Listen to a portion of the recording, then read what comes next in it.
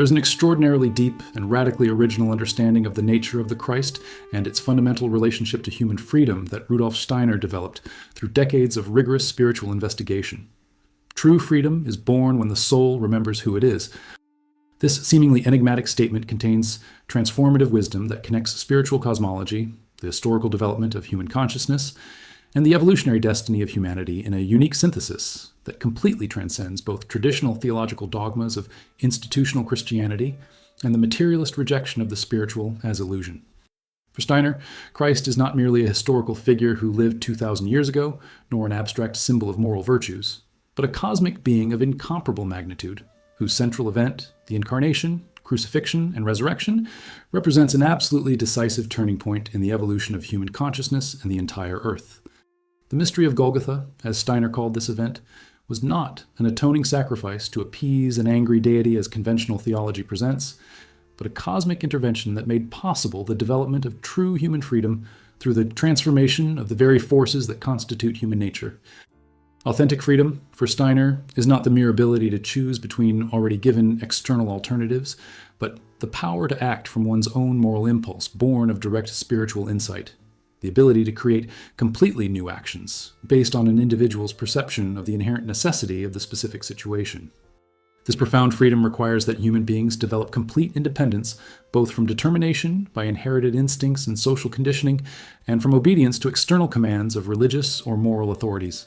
But such radical independence only became possible through the work of Christ.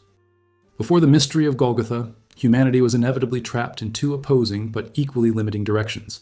On the one hand, Luciferic forces pulled consciousness towards disembodied spirituality that rejects matter and seeks to escape physical reality. On the other hand, Ahrimanic forces push towards excessive materialization that denies spirit and imprisons in physical need. Christ established a point of perfect balance between these polarities, making it possible for human beings to develop free individuality that neither flees the earth in abstract spiritualism nor sinks into materialism that denies higher dimensions.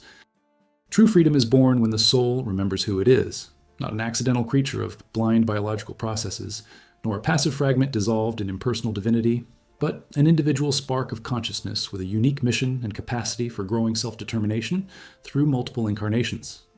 Steiner described Christ as the supreme being of the solar universe, not an anthropomorphic deity located in some distant sky, but a cosmic intelligence that permeates the entire solar system and guides its evolution. For eons before physical incarnation, Christ worked from spiritual spheres, influencing development of Earth and humanity from without, gradually preparing conditions for the time when he could unite directly with earthly evolution through incarnation in the human body. This moment arrived when Jesus of Nazareth, who had prepared through multiple previous lives exceptionally pure bodily vehicles, reached maturity at the age of 30, and during baptism in the Jordan by John the Baptist, became a receptacle for the cosmic entity of the Christ.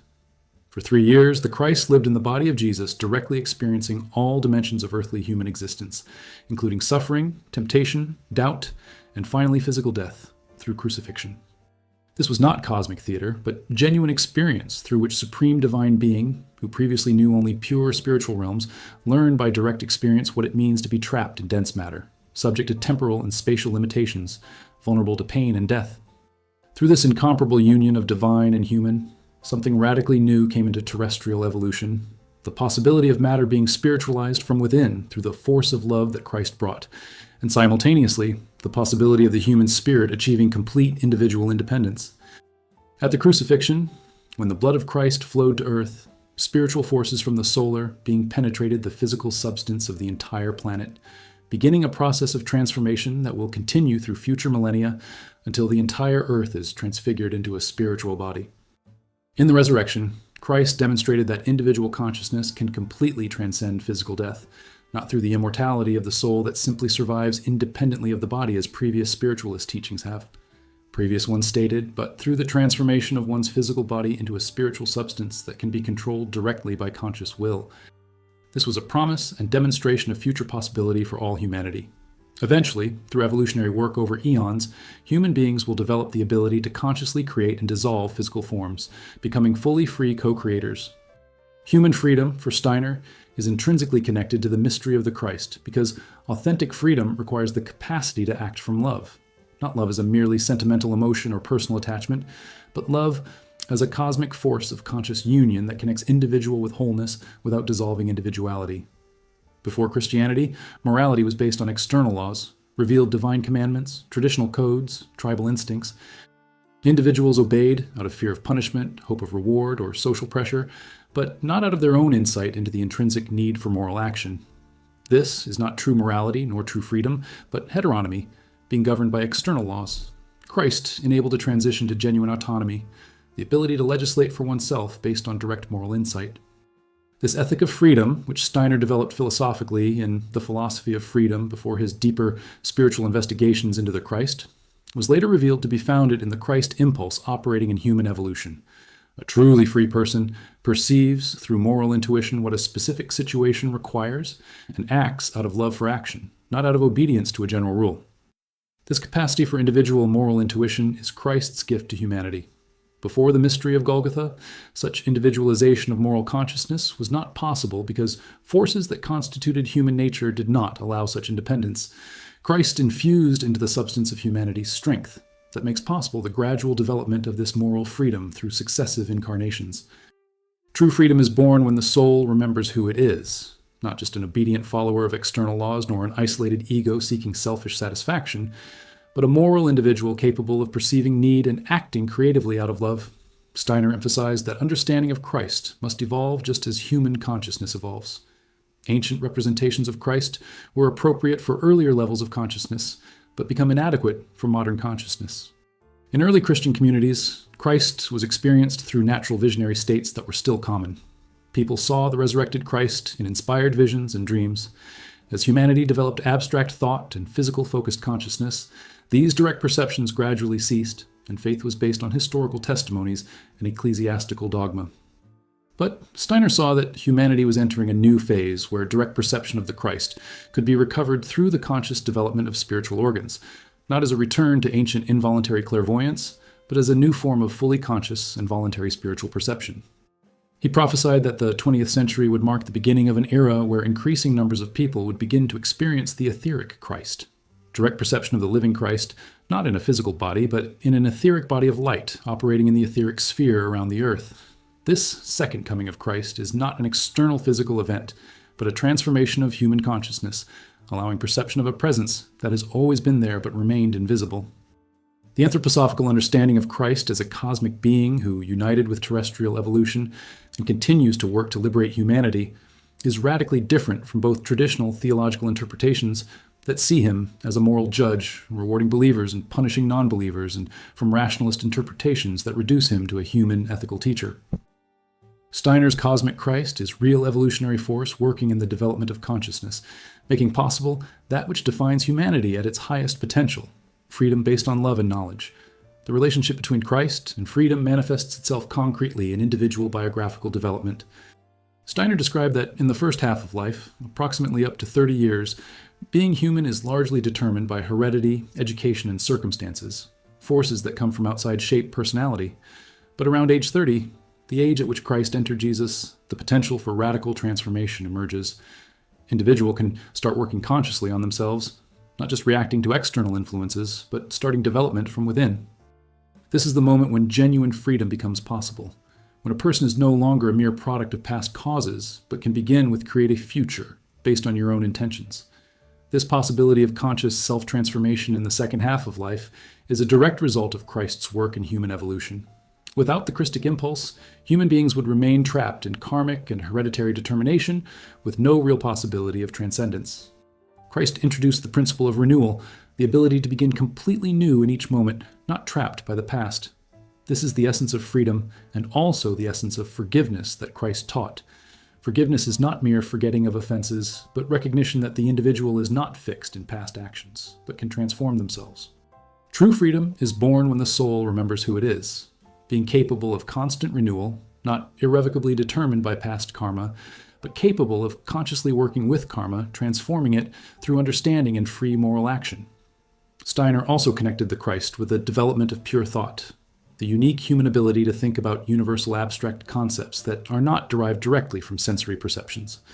This capacity for free thought, which allows science, philosophy, and art, is a manifestation of the Christ principle in human consciousness. When a person truly thinks, He does not merely associate habitual ideas, but generates genuinely new insight. He participates in creative activity that transcends physical determination. Pure thought is the first domain of human freedom because, in thought, if executed rigorously, a person is not determined by bodily instincts, emotions, or social pressures, but follows only inherent logical necessity of concepts. This freedom in thinking is the foundation for freedom in acting. Only those who can think freely can act freely, and human capacity for free thought developed historically after and through the Christ impulse. Pre-Christian cultures had imagistic thinking linked to perceptions, but pure abstract thinking that characterizes late Greek philosophy, and especially modern science, is a post-Christian development. The Christ freed human thought from dependence on ancient natural clairvoyance, allowing development of self-consciously rational consciousness, which can then, at a higher stage, develop new conscious clairvoyance. True freedom is born when the soul remembers who it is, a thinking being capable of apprehending truth through its own effort, not dependent on external revelations. The confrontation with forces that oppose human freedom is a central aspect of the anthroposophical understanding of Christ. Steiner described in detail spiritual entities that work against the development of freedom, because freedom disrupts the cosmic order they wish to maintain. Lucifer, the light-bearer turned rebel, seeks to seduce humanity into disembodied spirituality that rejects matter and earthly mission. Luciferic influence appears as abstract idealism, religious fanaticism, mysticism that evades practical responsibilities. Lucifer promises enlightenment and freedom from matter, but the freedom he offers is illusory because it denies half of reality, the physical world where freedom must be won through moral action. Ahriman, spirit of darkness and excessive materialization, works to imprison humanity in the physical world, making it completely forget its spiritual origin. Ahrimanic influence appears as materialism that denies soul and spirit, technology that enslaves rather than liberates, bureaucratic systems that treat humans like machines. Ahriman wants humanity to believe that it is just a physical body subject to mechanical laws without real free will. Both forces deny genuine freedom, Lucifer offering false freedom to escape earthly responsibility, Ahriman denying that freedom exists. Christ establishes a middle path between these polarities, neither escape from earth nor imprisonment in matter, but conscious spiritualization of matter through free action motivated by love. Each person constantly faces these temptations in subtle forms. Tendency to dream instead of acting concretely is Luciferic. Tendency to reduce life to material survival is Ahrimanic. Developing freedom requires conscious balance navigating between these extremes, and strength to maintain this balance comes from connecting with Christ impulse. True freedom is born when the soul remembers who it is, being destined to be free, but constantly facing forces that threaten this freedom from opposite directions, requiring vigilance and continuous conscious work. The social dimension of freedom connected to Christ is also crucial in anthroposophy. Steiner saw that a healthy future society must be based on recognition of each individual's essential freedom. This does not mean selfish individualism, where each person seeks only their own interest, but ethical individualism, where each person develops the capacity for moral intuition and acts for love of good, naturally leading to fraternal cooperation, because truly moral individuals recognize the needs of others and work for the common good, not through coercion, but through insight. Social structures that deny freedom, be it state totalitarianism that controls everything, exploitative capitalism that treats human labor as a commodity, or theocracy that imposes dogma, all contradict the Christic impulse to liberate humanity. The social trimembration that Steiner proposed was an attempt to create a social structure that allowed maximum freedom in the cultural sphere where individual creativity and spiritual search must be completely free, equality in the political sphere of rights where everyone must have an equal voice, and fraternity in the economic sphere where cooperation must aim to meet everyone's needs. This social vision emerges directly from the understanding that Christ works to liberate each individual, and society must reflect and support this process of increasing individualization rather than stifle it. True freedom is born when the soul remembers who it is, a member of the human community with responsibility for others, but with the right and duty to develop unique individuality that no collective has the right to suppress. Steiner connected development of freedom through the Christ impulse with humanity's future evolutionary destiny. He saw evolution not as a random process, but as teleological development guided by spiritual hierarchies towards a clear goal: transformation of human beings into free creators who can work consciously on cosmic levels. This goal will be achieved through multiple future stages of planetary evolution where physical Earth will eventually dissolve, and humanity will continue development into successively more spiritualized planetary states called Jupiter, Venus, and Vulcan. At each stage, humanity's consciousness and creative powers will expand dramatically. In the state of Jupiter, human beings will have fully developed imaginative consciousness and will be able to consciously create etheric forms. In the Venus state, inspired consciousness will allow you to create through creative word as higher hierarchies do now. In the Vulcan state, intuitive consciousness will allow us to create beings through the sacrifice of our own spiritual substance. But development through these future stages depends crucially on humanity developing complete freedom during the current earthly stage. If humanity failed to develop freedom and remained merely obedient to laws imposed externally or determined by necessity, it could not advance to higher stages where free creative power is essential. Christ assured that this failure will not occur because he infused the human substance with strength that inevitably leads to the awakening of freedom, even if the process is long and arduous. True freedom is born when the soul remembers who it is, a developing being towards states of consciousness and creative power that it can currently barely imagine, but that are its destiny, guaranteed through the work of Christ uniting divinity with humanity, establishing a bridge through which we can gradually ascend towards cosmic levels of creative freedom, based on conscious love and perfect wisdom that characterize Christ's own being as the supreme manifestation of the divine Logos operating. In cosmic evolution, the personal experience of Christ described by Steiner is not a matter of accepting dogmas, but of real spiritual development. He described that through deep meditation on the event of Golgotha, imaginatively contemplating crucifixion, death, and resurrection, and through the moral work of developing selfless love, one can gradually awaken to the living presence of the Christ, not as a historical memory, but as a present spiritual reality. This experience is not emotional or mystical in the vague sense, but cognitive, direct knowledge of spiritual being that can be clearly distinguished from subjective projections through their specific objective characteristics.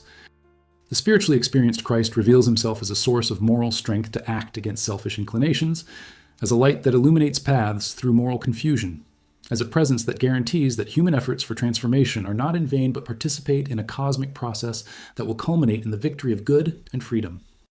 This possible experience of the Christ is radically different from blind faith. It does not require accepting church authority or scripture, but emerges from one's own spiritual investigation and can be verified through its fruits in the transformed life. True freedom is born when the soul remembers who it is through a direct encounter with Christ, not an external figure to be worshipped, but a spiritual reality that awakens awareness of its own divine nature and mission to become a free co-creator.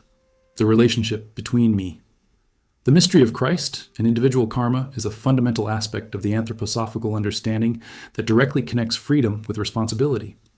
Steiner explained that karma, the law of moral cause and effect operating through successive incarnations, is not fixed fatalism, but a field of work where freedom can be exercised. Before Christ, karma operated more automatically. Actions in one life generated inevitable consequences in a future life, with no real possibility of conscious transformation. The Christ introduced the principle of grace, not arbitrary grace capriciously bestowed, but the ability to consciously work with karma, understanding it and transforming it through insight and moral action. When a person deeply understands why they suffer certain trials and recognizes karmic connections with past actions, they can begin to transform karma through forgiveness, conscious compensation, and the development of new capabilities. This transformation of karma through understanding is an exercise in freedom, not an escape from responsibility, but an assumption of deeper responsibility. The Christ does not cancel karma, but makes it possible to work with it creatively. Each karmic difficulty becomes an opportunity to develop new capabilities instead of mere mechanical retribution.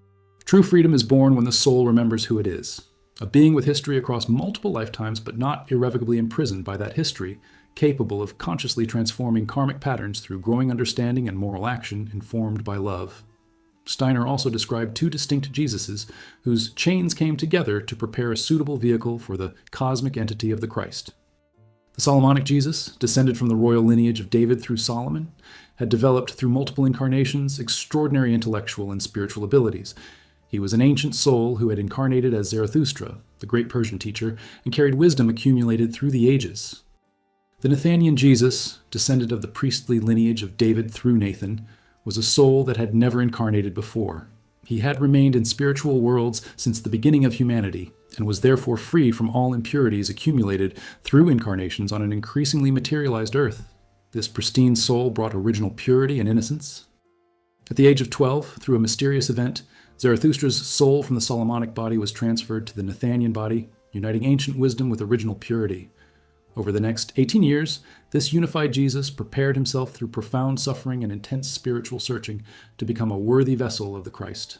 At baptism, his own soul withdrew and the solar Christ entered, using vehicles prepared by both chains of Jesus. This complex preparation demonstrates that the reception of Christ was no historical accident, but the result of meticulous cosmic preparation over millennia. Only through human vehicles developed to the maximum possible could it be cosmic incarnation without destroying physical form through intensity of spiritual force.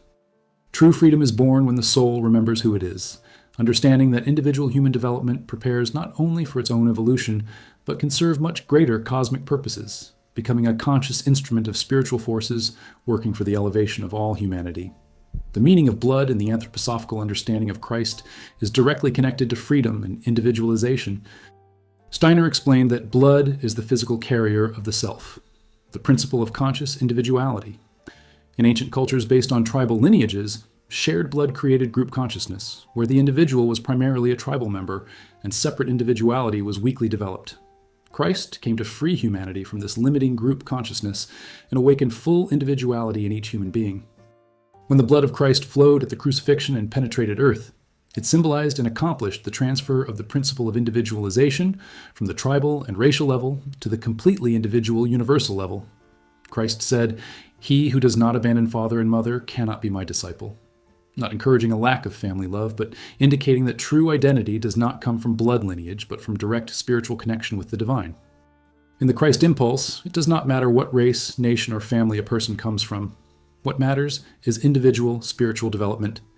This radical universalization was revolutionary at a time when identity was determined by birth.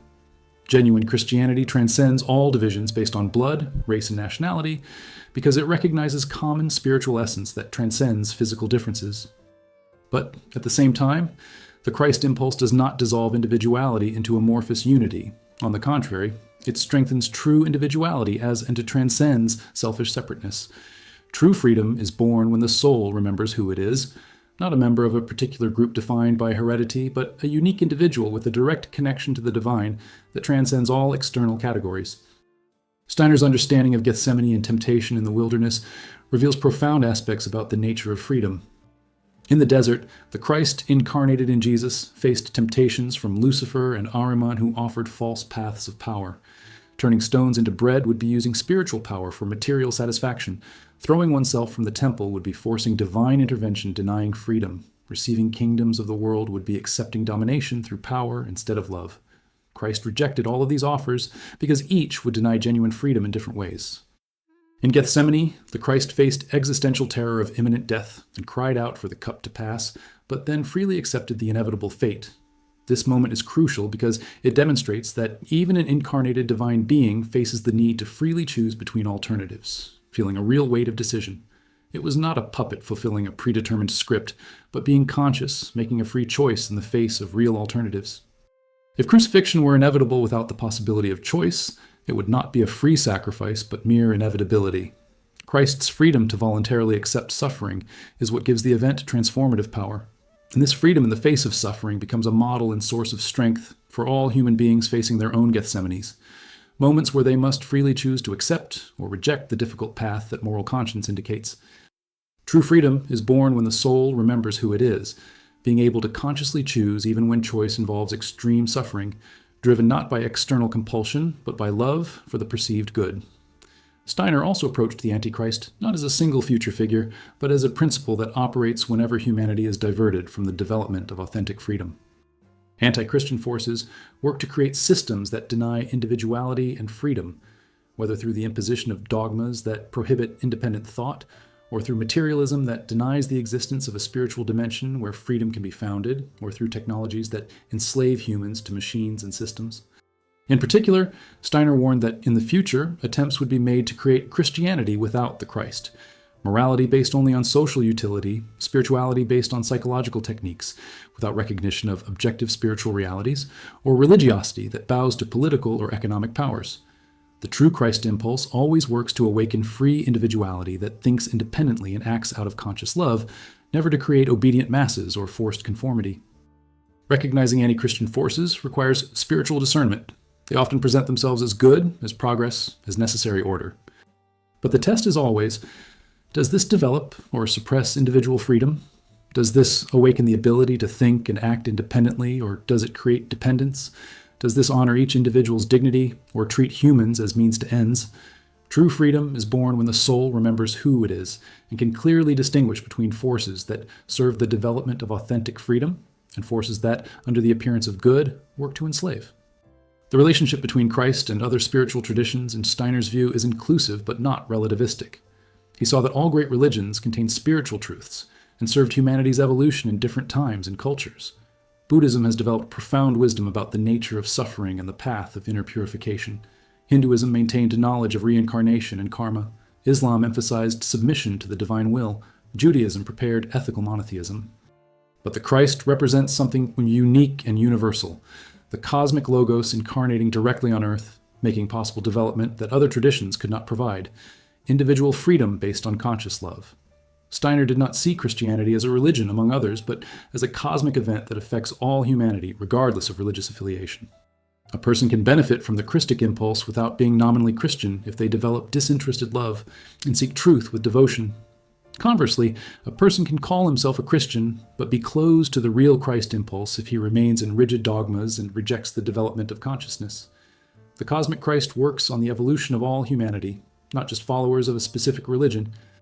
True freedom is born when the soul remembers who it is, transcending exclusive religious identifications while recognizing the central event of earthly evolution, that makes freedom possible for all human beings willing to undertake a journey of inner development that progressively transforms soul capabilities, allowing ever more conscious participation in the work of cosmic transformation that Christ began and that continues through the efforts of countless individuals throughout the ages, working to elevate humanity and Earth toward the full realization of divine potential latent in every spark of individual consciousness.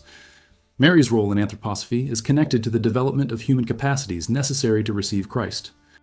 Steiner saw Mary not only as the physical mother of Jesus, but as a soul who had developed through multiple incarnations specific qualities of pure devotion and capacity for ego abandonment that made it possible for the Nathanian body to develop properly. Mary represented the feminine principle of spiritual receptivity, the ability to welcome the divine without ego resistance. In contrast to the masculine principle of activity and thought represented by the Solomonic lineage, the feminine principle of pure feeling and self-sacrificing love was equally necessary for preparation. These two principles, active wisdom and receptive love, must unite in every human being developing spiritually. Development of intellect alone without love produces coldness. Development of just feeling without thought produces vague sentimentality. Balance of both allows receptivity to the Christ impulse. Mary also represents the human soul in general in its relationship with the Christ, receptive, devout, capable of giving birth to the Christ in itself through spiritual work. True freedom is born when the soul remembers who it is, recognizing both the capacity to think independently and the capacity to love selflessly, uniting these in balance that allows it to be a conscious instrument of superior spiritual forces without losing individual autonomy. Steiner described that adequate understanding of Christ requires development of three soul capacities: thinking, feeling, and willing. Just thinking about Christ produces abstract theology with no real transformative power. Just feeling produces emotional devotion that can be intense but remains subjective and unstable. Only exercise of will produces rigid moralism. But when the three capacities are developed harmoniously and directed towards Christ, profound transformation becomes possible. Thinking clearly allows us to understand the cosmic and historical significance of the Golgotha event. Developed feeling allows us to experience the living presence of Christ not just as an idea, but as a spiritual reality that touches the heart. Strengthened will allows you to act in accordance with perceived moral impulses, even against resistance from selfishness. This integration of thinking, feeling, and wanting under the influence of the Christ impulse is the path to developing authentic freedom. Freedom based not on whim or impulse, but on clear insight, selfless love, and strong will working harmoniously. True freedom is born when the soul remembers who it is, an integral being where thought, feeling, and will are not fragmented but unified in service to the perceived good through a developed moral conscience that is the fruit of Christ's work in humanity. The future of Christianity, according to Steiner, will be marked by transition from faith based on authority and tradition to direct spiritual knowledge based on developed perception. Christianity of the future will not require acceptance of dogma, but will offer methods of spiritual development that will allow each person to verify spiritual truths through personal experience. This Christianization of spiritual science and spiritualization of traditional Christianity will create a new form of religiosity suitable for modern consciousness that demands verification rather than passive acceptance. Churches and rituals will continue to play a role for those who need traditional forms, but the living essence of Christianity will increasingly be found in communities of people practicing conscious spiritual development and applying insights into transforming society and nature. Christ will be recognized not as a figure from the remote past, but as a living presence accessible through developed spiritual perception. This democratization and rationalization of Christ's experience will not diminish but intensify transformative power because it will be based on real knowledge rather than faith without understanding. True freedom is born when the soul remembers who it is through development that allows direct perception of spiritual realities, including the presence of the Christ, working continuously in the evolution of human consciousness. The spiritual practice related to Christ in Anthroposophy is not a matter of external rituals or professions of faith, but of real inner work that transforms the constitution of the soul. Steiner recommended meditation specifically about events in the life of Christ, not as an exercise in arbitrary imagination, but as a means of establishing real spiritual connection with forces that these events released in evolution. For example, meditating on the birth of Christ, contemplating the mystery of divinity, entering into limitation of physical form. Meditate on baptism in the Jordan, contemplating union of cosmic being with individual human being. Meditate on crucifixion, contemplating voluntary sacrifice and love that overcomes hate.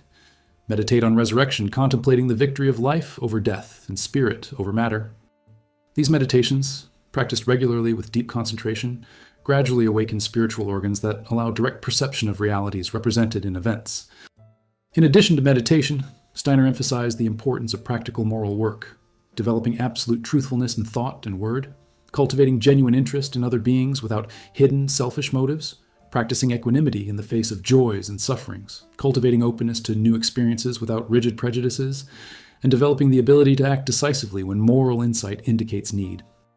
These moral exercises are not external preparation for spiritual experience, but are the very substance of spiritual development. By transforming character, we transform instruments of spiritual perception. True freedom is born when the soul remembers who it is through disciplined work that not only seeks passive spiritual experiences, but actively transforms one's own nature into an adequate instrument for spiritual perception and action aligned with the Christ impulse operating in evolution. The cosmic Christ and mystery of freedom ultimately converge in the understanding that freedom is not a definitively achieved state, but a process of continuous development that extends through incarnations and beyond into future evolutionary states. Each level of freedom achieved reveals new levels of determination to be transcended. Freedom from animal instincts through moral self-control is the first step. Freedom from social conditioning through independent thought is second. Freedom from limitations of sensory perception through development of spiritual organs is third. But beyond these still higher levels await freedom from temporal limitations through development of consciousness that can access past and future, freedom from spatial limitations through development of consciousness that can be present in multiple locations, freedom from need for physical form through development of ability to create and dissolve forms consciously. These future developments may seem fantastic, but they are real possibilities, guaranteed by the work of Christ, who united divinity with humanity, establishing a bridge through which human beings can gradually ascend to divine states. Christ is both the perfect model of already realized freedom and the force that makes our gradual realization of this freedom possible. True freedom is born when the soul remembers who it is, being on an evolutionary journey of incomprehensible duration through multiple states of existence, but a journey not random or meaningless but guided by divine intention, manifested supremely in the work of Christ, who ensures that, despite all deviations and sufferings, humanity will eventually achieve complete freedom based on perfect love and consummate wisdom, which are attributes of the divine Logos itself, of which Christ is the supreme manifestation accessible to human consciousness, developed through sincere and persistent effort over years of disciplined practice of meditation, study, and moral work, gradually but irreversibly transforms soul capacities until finally direct spiritual perception of the Christ becomes lived reality, rather than mere belief, allowing conscious participation in the work of redemption.